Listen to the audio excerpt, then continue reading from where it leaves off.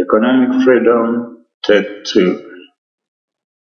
I took time to have a closer look at the economic modules of this world.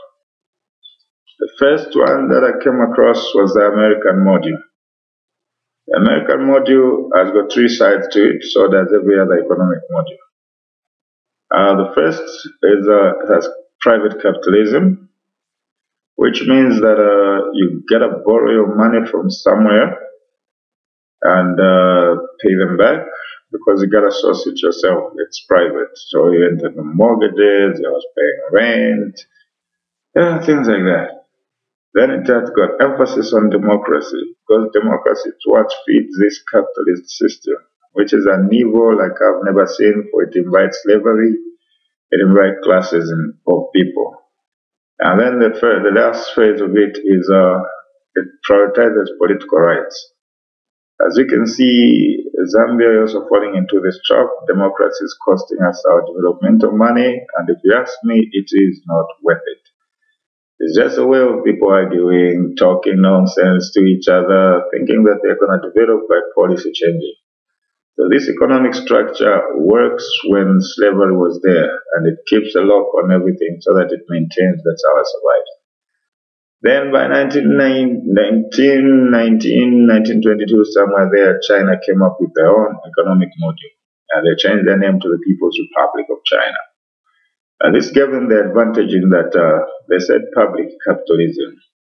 It is easy to open a bank locally, even in Zambia here. If you just say, hey, people, let's come together for the next 6 months. Each one, let's just donate to 5 kwacha to this trust fund, which will become our bank. Then we can control our financial affairs. It is that simple. But then for this public capitalism to survive, it is a selfish system which only favors the country that is handling it. Now, if everybody was to do that, then there would be no trade, the world would shut down. You see, so Zambia stopped looking to China, they don't have your solution. So if China is public capitalism, then it has a de-emphasis in democracy. Imagine if China was running around campaigning and voting the way we're doing. My God, 1.7 billion people, they don't work. So they got their ways in which they choose their leaders.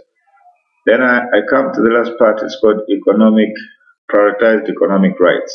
Here they are in my country, Zambia, where now they're appearing like they're developing us, but they're just finding a way of them to survive. We've become a market for them and for South Africa, and it pains me so much that the countries which is mine can choose to become a market. So then again, I head on now to how we come out of this situation. I thought of, hey, we don't have the bags, so let's not think like that. So instead of saying, you think outside the box, I remove the box completely. Being an engineer, I love dwelling in my imagination and making it work down here. So here's the deal. First things first, you need a law to guide you on these issues. So I created a law, and I called it the TAKONDWA Law of Economics. This law states that you can create, not generate like everybody else says, but you can create wealth from anything if you know the value of what is around you and what is in your hand. Simple like that, but welcome. Then from here, I developed our own economic module, which doesn't talk money actually. Money, if you follow it, you always be the slave of the guy who prints it. Who does paper for gold? Ish. So I was like, hey, talent and friends is the first module. And the next one is land and heritage. The third one is what is around you and your care for others. So if you know all of these things, which I believe you do, bingo, you're on your way to making money without money. Let me show you how the deal is done. You get all these geological reports which have been done about our mines. Then you declare them as assets to the outside stock market.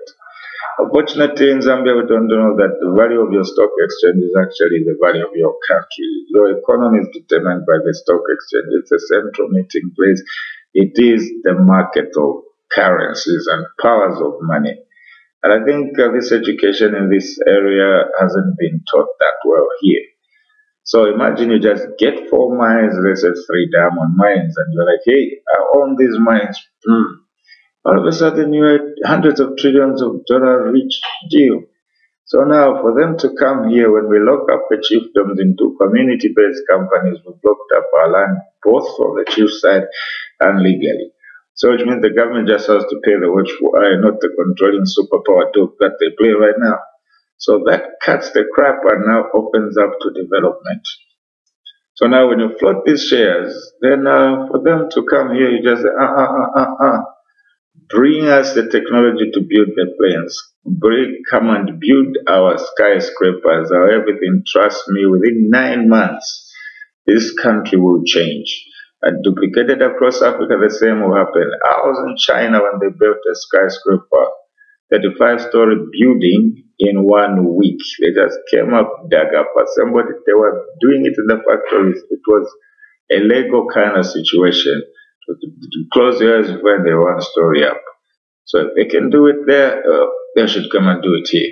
Now, the way we're going to invite them for investment is not the general foreign direct investment. No. Imagine now you float 1% of that company. If they want our copper, they have to pass through it.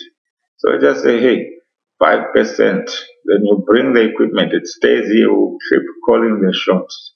And that's what we're going to do as a free Africa. Now, imagine where this will take us. We have woken up now. We can trade on their grounds with their rules, but to our advantage. Because we got the natural resources that are firing up the world. So Africa, I'm telling you, wake up, smell the coffee. So now what happened is that I've patented all my ideas, so touch them, they are hot cakes. This is why I'm making this video, so that it stays up as an international record that, bam, we are there now. It is our turn now not to be called slaves, not to be seen as workers, but to be seen as the leaders that God appointed us to be. I'll make a next clip about the Judeans, and that will be lovely. So back to my conversation. So I decided that let me utilize all the technology that we have, turning the villages into hotspots and the urban areas into hotspots will reduce your cost of communicating internationally to $2 per month. Now imagine everybody communicating with everybody, $2 a month, like I'm talking to the world right now. So I decided that why can't I turn the world into a hotspot? And then you spend $2 a month still. So imagine the kind of trade that will happen. Now the natural resource giant will wake up. There will be no more illiteracy. Everybody will know. In 4 years, we'll be talking a different Zambia and a different Africa. I'm making this with reference. The first link I want to send this to is to the AU, so that you know why you are there and why we are there. So welcome to the Developed Africa. My accountant will make a video to give you the figures and everything. I'm a project engineer. I just direct the team. In Jesus' mighty name, free Africa. Amen.